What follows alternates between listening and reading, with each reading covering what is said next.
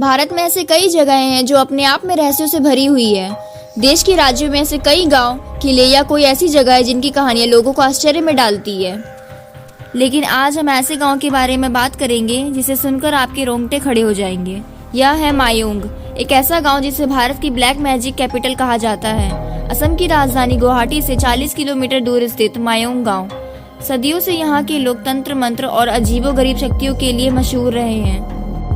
कहते हैं यहाँ की मिट्टी में, यहाँ की हवा में और यहाँ के पानी में भी जादू घुला हुआ है। आज हम जानेंगे मायोंग के वह रहस्य जो आपकी रूह तक को हिला देंगे। जादू, तंत्र और डर की ऐसी दास्तां जिसे सुनकर आपकी रातों की नींद उड़ जाए। मायोंग नाम की जड़ें इतिहास में गहरी दबी हुई है। कुछ लोग कहते हैं कि यह नाम संस्कृत के शब्द माया से आया है, जिसका अर्थ है भ्रम, जादू और रहस्य। कुछ का मानना है कि यह नाम तीवा भाषा के मियोंग से आया है, जिसका मतलब है हाथी, क्योंकि कभी यहाँ हाथी का साम्राज्य हुआ करता था। लेकिन नाम चाहे जो भी हो, इस गांव की पहचान इसके अंधेरे रहस्यों से है। रहस्य जो पीढ़ी दर पीढ़ी यहाँ के लोगों ने संजो कर रखी है। मुगल काल में एक विशाल सेना ने मायोंग की तरफ कूच किया। कहते हैं गांव के तांत्रिकों को खबर मिली और उन्होंने अपने सबसे शक्तिशाली मंत्रों का प्रयोग किया। जैसे ही सेना गांव के नजदीक पहुंची, अचानक गाढ़ी धुंध ने उन्हें घेर लिया। आगे क्या हुआ कोई नहीं जानता, लेकिन जब धुंध छटी तो वहां न सेना थी, न घोड़े थे, न हथियार, बस सन्नाटा। इतिहासकार आज तक यह रहस्य सुलझा नहीं पाए। क्या यह सचमुच काले जादू की ताकत थी या कोई अनदेखी चाल?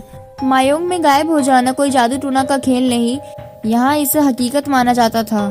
कहते हैं तांत्रिक तार पत्र पर खास मंत्र लिखते थे और जैसे ही वह मंत्र पढ़ा जाता था, सामने खड़ा व्यक्ति हवा में विलीन हो जाता और जब वही मंत्र उल्टा पढ़ा जाता तो वह व्यक्ति फिर से प्रकट हो जाता। आज भले ही यह सुनने में अजीब लगे, लेकिन यह कला सदियों तक इस गांव की पहचान रही है। एक पुरानी कहानी में बताया जाता है कि मयंक का एक ओझा इंसान को जानवर में बदल सकता था। कहानी के अनुसार एक चोर को गांव वालों ने पकड़ा और ओझा के पास ले गए। ओझा ने ताड़पत्र पर मंत्र लिखे, धुंध फैलने लगी और सबकी आंखों के सामने चोर एक बकरी में बदल गया। गांव के बुजुर्ग अब भी कहते हैं कि यह आंखों देखी सच्चाई है, लेकिन विज्ञान इसे सिर्फ एक कल्पना मानता है। मायोंग के बारे में सबसे डरावनी बात यह है कि यहाँ के मानव बलिदान की कहानियाँ, पुरातत्व खुदाई में बड़ी बड़ी तलवारें, लोहे के औजार और मंत्रों से लिखे तारपत्र मिले हैं। ऐसा माना जाता है कि देवी देवताओं को खुश करने और तांत्रिक शक्तियों को पाने के लिए बलिदान दिए जाते थे।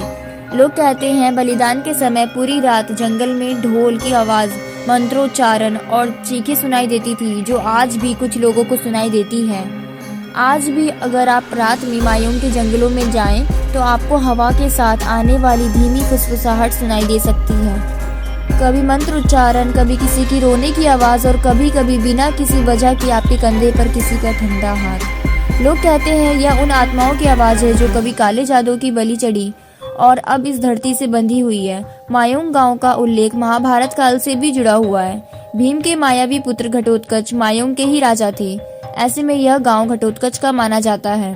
पौराणिक मान्यताओं के अनुसार मायोंग में एक जगह है जिसे बूढ़े मायोंग के नाम से जाना जाता है। कहते हैं कि इस गांव के बच्चे को अपने पूर्वजों से तंत्र मंत्र विद्या विरासत में मिलती है।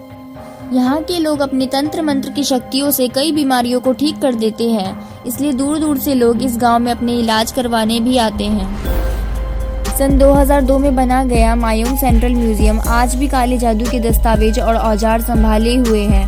पास ही में पेबिटोरा वाइल्ड लाइफ सेंचुरी है, जो अपनी खूबसूरती और एक सींग वाले गेंडे के लिए मशहूर है।